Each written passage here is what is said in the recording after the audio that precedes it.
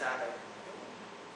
Parang unti-unti nabibigyan ng sagot yung mga tanong ko tungkol sa trabaho ko bilang isang bouncer. Parang unti-unti parang nalalaman ko yung kung bakit nga ba talaga ako nasa trabaho kong to. Kung bakit ko nga ba talaga dapat panghawakan yung trabaho ko. So kung naririnig ko ng tama, kung nakukuha ko ng tama, parang nakakakita ka na ngayon ng kahulugan tungkol sa ginagawa mo, tungkol sa trabaho mo. Tama ba? Siguro pare, nakakakita ng kahulugan, pero meron pa rin pare. Dadalawang isip pa rin ako kung ano nga ba talaga yung gagawin mo sa trabaho mo pare. Pare, kasi hirap na ako. Parang sawang-sawa na ako, pagod na ako sa mga naririnig ko sa mga ibang tao. Wala naman akong connection sa kanila.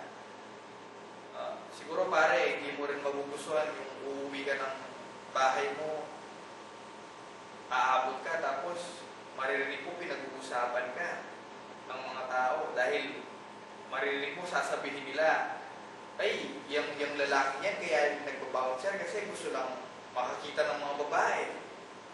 Gusto lang makainom ng libreng alak. Mapasunod yung bisyo, gano'n. Yung taong yan parang nag-bouncer yan kasi tamad yan. Trabaho ng bouncer, nakatayo ka lang doon. Tumitingin ka ng mga pumapasok, naghihintay ka ng parang gulo. Yun yung sinasabi ng mga tao. So, parang sinasabi mo, nagkakaroon ka ng parang dilema kung mananatili ka sa trabaho ito o aalis ka sa trabaho ito dahil doon sa sinasabi ng ibang tao. Ganun na nga pare, parang basta nakakainis lang kasi pakinggan yung mga sinasabi nila, lalo na dahil alam mong hindi mo naman talaga ginagawa yung mga ganung bagay.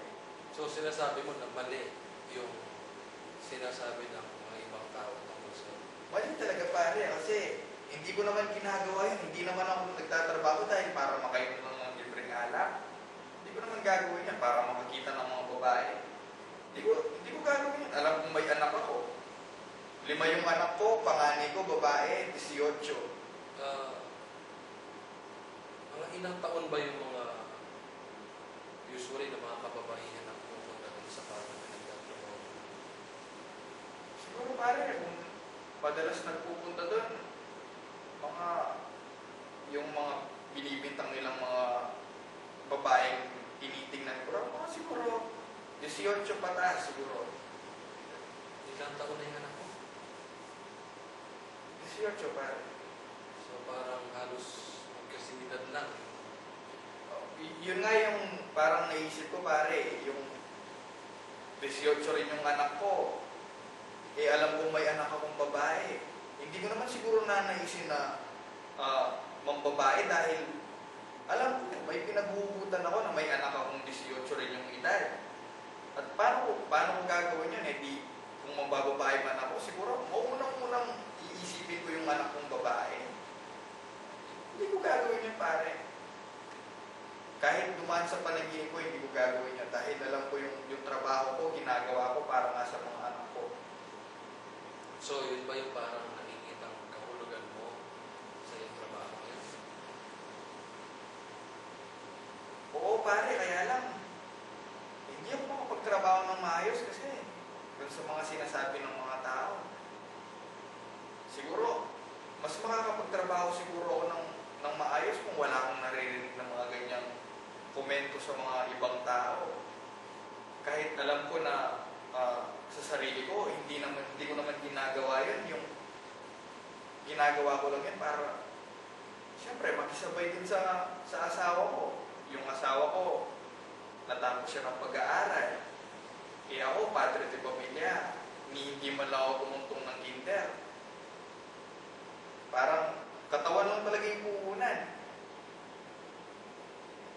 Hindi ko alam pare, parang yung mga sinasabi ng tao parang kahit gusto mong magtrabaho, nakakapanghina din ng loob kahit gusto mong magtrabaho eh. So, ito yung dilemma mo ngayon. Tatrabaho ka para sa mga anak mo, para sa pamilya mo. Pero, nakikita mo, naririnig mo yung mga tao na may mga sinasabi na parang sinisiraan yung pagtatrabaho. Parang nanghihinaan ka ng loob kapag naririnig mo yung mga tao. Oo, parang hindi ka mapanghihina ng loob, pinagsasabihan ka ng gano'n, hindi mo naman talaga ginagawa. Kaya ngayon, iniisip ko kung magbibitaw ba ako sa trabaho, hahanap ako ng ibang trabaho, o mananatili dyan. Kasi alam kung sa lagay kong to, hindi naman ako nakapag-aral, makakahanap pa kaya ako ng trabaho ng kamukha niya. Yung parang, yun yung naglalaro sa isipan ko ngayon. Yung parang hindi ko alam kung bibitaw ako sa trabaho ko, pero magiging malaya ako sa mga sinasabi ng mga tao. At hindi ko alam kung mananatili ako sa trabaho ko, pagtsatsagaan ko yung sinasabi ng ibang tao sa akin, pero matutustos ko yung pamilya ko. Doon sa sitwasyon mo ngayon, sa patayuan mo ngayon, sa mga oras na to, alin yung mas matimbang sa iyo sa dalawa? Yung bibitaw ka sa trabaho mo para maging malaya ka dun sa sinasabi ng iba? O yung magtatrabaho ka pa rin kahit na may sinasabi ng iba sa iyo na para sa pamilya mo na, para sa mga anak mo? Ano yung mas matimbang sa iyo?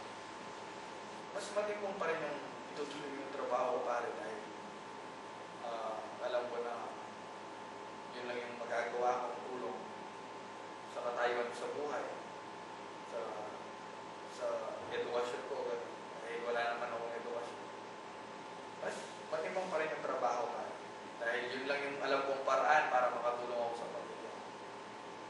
So, siguro bago tayo magtapos, pag-usapan lang natin, i-summarize lang natin, naging usapan natin. So, una, parang nagkaroon ka ng dilemma na manatili sa trabaho o umalis dahil sa sinasabi ng iba, pero naging matimbang pa rin sa'yo na manatili sa trabaho. And then pangalawa, nakita natin na hindi naman pala talaga kung sa ibang tao pinanggagalingan ng pag-iisip mo, ng dilema mo na aalis ka sa trabaho. Nandun pala siya mismo doon sa pamilyang itinuturing mo.